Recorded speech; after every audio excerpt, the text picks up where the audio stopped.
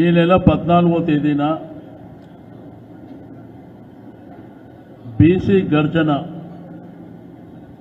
కథన బేరికి కలిసి రావాల్సిందిగా కరీంనగర్ ఉమ్మడి జిల్లాలో ఉన్నటువంటి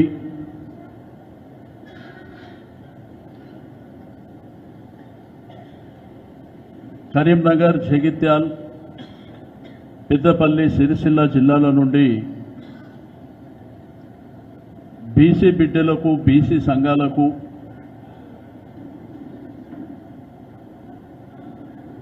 మా పార్టీ నాయకులకు, బీసీ ప్రొఫెసర్లకు, మేధావులకు అందరికీ రావాల్సిందిగా మీ అందరి తరపున మా అందరి పక్షాన ఆహ్వానం పలుకుతా ఉన్నాం. ఎందుకంటే రాష్ట్రంలో ఏం జరుగుతుందో మీకు బాగా తెలుసు. కాంగ్రెస్ ప్రభుత్వం మోసపూరితమైనటువంటి హామీలు ఇచ్చి కామారెడ్డి డిక్లరేషన్ అని చెప్పి ఆ రోజు బీసీ సమాజాన్ని, బీసీ బిడ్డల్ని మోసం చేసి మేము అధికారంలోకి వస్తే 42% రిజర్వేషన్ ఇస్తాం, రాజకీయ రిజర్వేషన్లు కానివ్వండి, విద్యా ఉద్యోగ రంగాల్లో కానివ్వండి, బీసీలకు పునరుద్ధరణకు కూడా పెద్ద ఎత్తున ప్రోత్సాహం ఇస్తాం, 1,00,000 కోట్ల బడ్జెట్ పెట్టి ప్రతి సంవత్సరానికి 20,000 కోట్లు ఇస్తామని మేనిఫెస్టోలో అలివిగానటువంటి హామీలన్నీ ఇచ్చి మా సమాజాన్ని నమ్మబలికి అధికారంలోకి వచ్చిన తర్వాత 20 మాసాలైంది. ఈ 20 మాసాలలో బడ్జెటు లేదు, మా బిడ్డల్ని ఆదుకున్నటువంటి సందర్భాలు లేవు. ప్రతి దాంట్లో మోసం చేయడమే కాకుండా ఆ రోజు హరీబరీగా అసెంబ్లీలో తీర్మానం చేశారు. 42% రిజర్వేషన్ల కోసం తీర్మానం చేసినప్పుడు మేము ఆ రోజే నేను, గంగుల కమలాకర్ గారు అసెంబ్లీలో మాట్లాడినాం. ఇది గతంలో ఎన్టీ రామారావు గారు తీర్మానం చేసిర్రు, వైఎస్ రాజశేఖర రెడ్డి గారు తీర్మానం చేసిర్రు, కేసీఆర్ గారు తీర్మానం చేసిర్రు. ఈ తీర్మానం అయిన తర్వాత 9th షెడ్యూల్లో పెట్టాలంటే కేంద్ర ప్రభుత్వం ఒప్పుకుంటలేదు, మీదంతా డ్రామా అని చెప్పి చాలా స్పష్టంగా చెప్పినాం. కులగణన చేస్తామని చెప్పి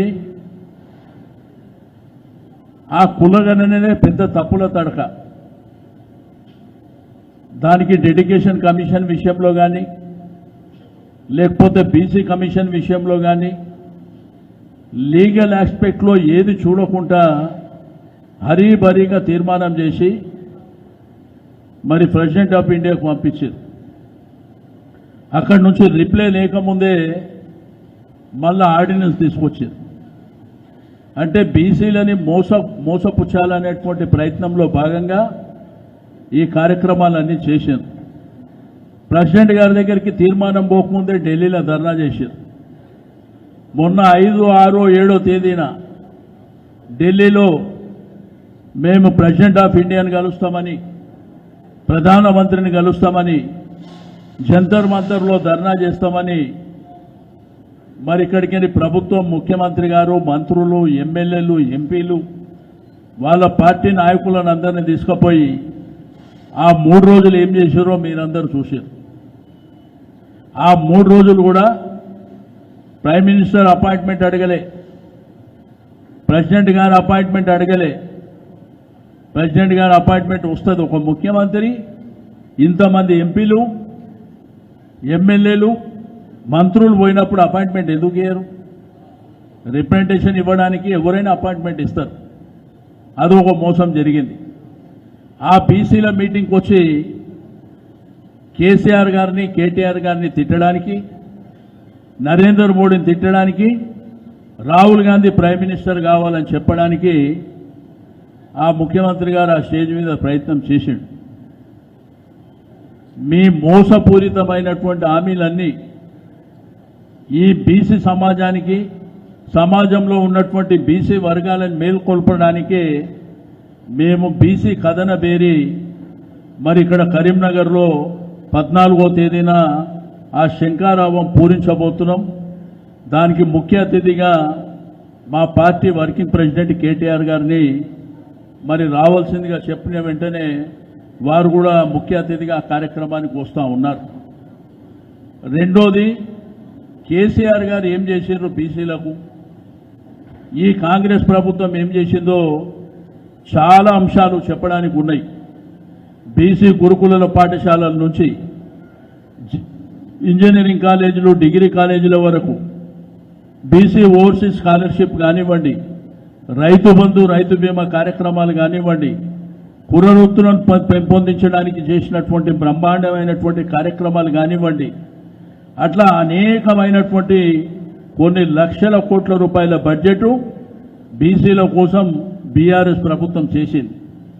కానీ ఈ ప్రభుత్వం వచ్చిన తర్వాత 20 మాసాల నుంచి తిట్టడానికి టైం తప్ప ప్రజల కోసం టైం లేదు, సమాజం కోసం టైం లేదు, రైతాంగం కోసం టైం లేదు, నిరుద్యోగులైనటువంటి యువకుల కోసం టైం లేదు. కాబట్టి ఇవన్నీ ఎండగట్టడానికి, ప్రజల్ని చైతన్యవంతుడం చేయడానికి మా 13 నియోజకవర్గాలకు సంబంధించినటువంటి మా గౌరవ శాసనసభ్యులు, మాజీ శాసనసభ్యులు, మాజీ శాసన మండలి చైర్మన్లు, జిల్లా పరిషత్ చైర్మన్లు, మా నాయకత్వం, మా కార్యకర్తలు, నాయకులు పెద్ద ఎత్తున మరి 14వ తారీఖున కరీంనగర్లో ఈ కథన బేరికి రాబోతున్నారని చెప్పి నేను ఈ సందర్భంగా తెలియజేస్తా ఉన్నాను. ఈరోజు బీసీ సమాజం అంతా అవేరే ఉంది. సమాజంలో 185% ఎస్సీలు కానీ, ఎస్టీలు కానీ, మైనారిటీలు కానీ, సింహభాగంలో ఉన్నటువంటి బీసీలే తెలంగాణ రాష్ట్రంలో ఉన్నటువంటి విషయాన్ని నేను ఈ సందర్భంగా తెలియజేస్తా ఉన్నాను. తప్పకుండా మా డిమాండల్లో ఒకటే, మా సమాజం డిమాండల్లో ఒకటే, లోకల్ బాడీ ఎన్నికలు 42% రిజర్వేషన్లు అయిన తర్వాతనే ఎన్నికలకు పోతే మేము ఒప్పుకుంటాం. ఒకవేళ పార్టీల పరంగా ఇస్తాము అని అంటే మిమ్మల్ని పొందబెట్టడం ఖాయం అని చెప్పి, పార్టీల పరంగా ఇవ్వడానికి మేమేమన్నా బిచ్చపోలవా, బిచ్చమెత్తుకోనికి వచ్చినామా? మాకు చట్టపరంగా కావాలి.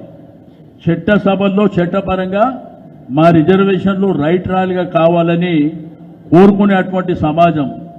మరి మాకు మా సమాజంలో ఉన్నటువంటి ప్రతి వర్గం కూడా మాకు కావాల్సింది విలువలను కోసం పోరాటం చేసేటువంటి వ్యక్తులం, సమాజంలో మాకంటూ గుర్తింపు కోసం పోరాటం చేసేటువంటి వ్యక్తులం. కాబట్టి ఈ 10 సంవత్సరాల కాలంలో ఒకప్పుడు తెలంగాణ గ్రామీణ ప్రాంతంలో, పట్టణ ప్రాంతాలలో చదువు తక్కువ ఉండే. కేసీఆర్ గారు పుణ్యమా అంటూ 10 సంవత్సరాలలో మరి బ్రహ్మాండంగా చదువుకొని మా పిల్లలు అవేరే ఉన్నారు. వాళ్ళ హక్కుల కోసం అడిగేటువంటి పరిస్థితుల్లో మరి సమాజం ఉన్నటువంటి సందర్భం. కాబట్టి మేమందరం ఇక్కడ ఉన్నటువంటి నాయకత్వం రాష్ట్ర వ్యాప్తంగా మా నాయకులందరం కలిసి ఇక్కడికి రావడం జరిగింది. 14వ తారీఖు నాడు జరిగే సభ కోసం, ఏర్పాట్ల కోసం మా ముఖ్య నాయకులను కలుసుకోవడానికి ఈరోజు కరీంనగర్కు రావడం జరిగింది. తప్పకుండా కాంగ్రెస్ పార్టీని ప్రజలు పొందబెట్టడానికి సిద్ధంగా ఉన్నారు. సేమ్ టైం బీసీ సమాజం కూడా మిమ్మల్ని మరి ఇక్కడ ఉన్నటువంటి రాష్ట్రంలో ఉన్నటువంటి బీసీ సమాజం కూడా తప్పకుండా మీ మోసాలను గమనించి మీకు తగిన బుద్ధి చెప్పడానికి, మాట్లాడితే మీరు బీజేపీని ఎందుకు అంటలేరని మాట్లాడుతూ, కామారెడ్డి డిక్లరేషన్ ఇచ్చినప్పుడు మీరు బీజేపీ గురించి మాట్లాడినరా? బీఆర్ఎస్ పార్టీ చేయలేదు, మేము చేస్తాం. మీరు ఎట్లా చేస్తారు? ఇది 9th షెడ్యూల్లో పెట్టకుండా అంటే మాది 140 ఏళ్ల చరిత్ర ఉంది కాంగ్రెస్ పార్టీకి, మేము ఎట్టి పరిస్థితుల్లో చేస్తామని చెప్పి ఇప్పుడేమో నంగనాచి మాటలు చెప్పి మీరు ఎందుకు వస్తలేరని మేము అసెంబ్లీలో చెప్పినాం. యునానిమస్గా మేము ఈ రిజర్వేషన్లకు సపోర్ట్ చేస్తున్నాం. కానీ 42% చట్టసభల ద్వారా రిజర్వేషన్ వచ్చిన తర్వాతనే ఎలక్షన్కు పోవాలని చెప్పి మేము డిమాండ్ చేసినాం. ఆ రోజే మేము యునానిమస్గా సపోర్ట్ చేస్తామన్నాం, చేసినాం. ఎట్టి పరిస్థితుల్లో చట్టసభల్లో 9th షెడ్యూల్లో పెట్టకుండా పార్లమెంట్లో చట్టం రాకుండా మీరు ఎన్నికలకు పోతే మాత్రం తప్పకుండా కర్రు కాల్చి వాత పెట్టడానికి ఈ సమాజం అంతా సిద్ధంగా ఉందని చెప్పి నేను ఈ సందర్భంగా తెలియజేస్తా ఉన్నాను. ఎందుకంటే బీసీ సమాజంలో ఉన్నటువంటి ప్రతి ఒక్కరు కూడా చిన్న పిల్లల నుంచి పెద్దవాళ్ళకు కూడా అందరికి అర్థమైంది ఈ ప్రభుత్వం మోసాలు. ఈ ప్రభుత్వం వచ్చిన తర్వాత 20 మాసాలుగా జరుగుతున్నటువంటి వాళ్ళు ఇచ్చిన ఎన్నికల ప్రతి హామీ మోసమే. ఆడవాళ్లకు 2500 మోసమే. మరి అదేవిధంగా కళ్యాణ లక్ష్మి అనే విషయం మోసమే. మీరు చూసిర్రు మహబూబ్ నగర్లో ఒక మీటింగ్లో ముఖ్యమంత్రి గారికి ఎంత బలుపు ఉంటే ఒక బట్టలు ఉతికేవానికి నేను ఎమ్మెల్యే చేసిన, ఒక చేపలు పట్టుకునేవాడిని మంత్రి చేసిన అని ఎంత బలం మీకు ఏ విధమైనటువంటి మరి మీకు రోషము లేకపోతే అక్కడ ఉన్నటువంటి నాయకత్వం కూడా కాంగ్రెస్ పార్టీ వాళ్ళు ఆలోచించుకోవాల్సినటువంటి అవసరం ఉన్నది. ఎందుకంటే ఒక బాధ్యత గల వ్యక్తుల గురించి అట్లా మాట్లాడతారా?